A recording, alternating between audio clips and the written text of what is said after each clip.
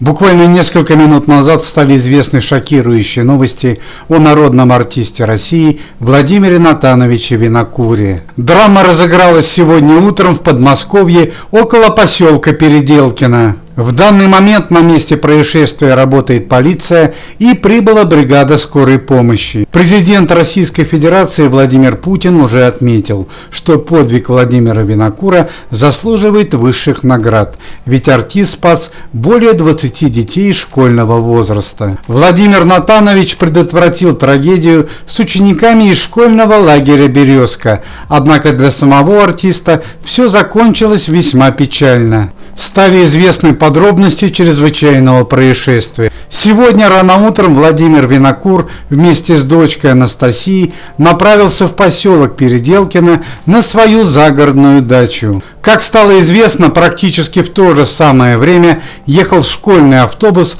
от лагеря «Березка» на утреннее купание в район Москва-реки. Автобус проезжал по мосту, который давно требует реконструкции, что в итоге чуть не привело к трагедии.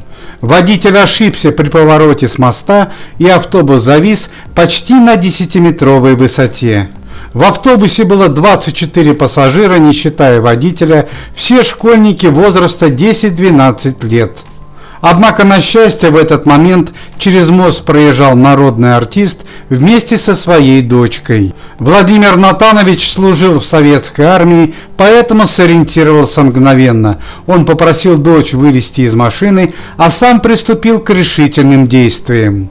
Винокур принципиально не ездит на новых автомобилях, а предпочитает проверенную советскую «Волгу» ГАЗ-24. Она ему и сослужила верную службу. Владимир Натанович развернул машину и поставил «Волгу» как щит, преграду для падения автобуса. Почти 30 минут до приезда МЧС Владимир Винокур удерживал свою машину, спасая детей.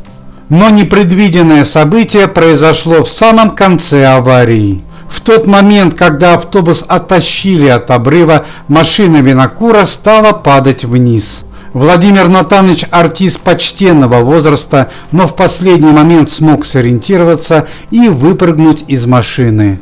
К сожалению, при падении с 10-метровой высоты в воду артист ударился головой и получил серьезные ушибы внутренних органов. На данный момент народный артист был госпитализирован. Его дочь Анастасия на данный момент находится около отца. Правительством Российской Федерации решается вопрос о присвоении Владимиру Винокуру государственной награды. Надо отметить, что это не первое спасение от Владимира Натановича. Еще в далеком 1989 году он спас женщину во время речного круиза.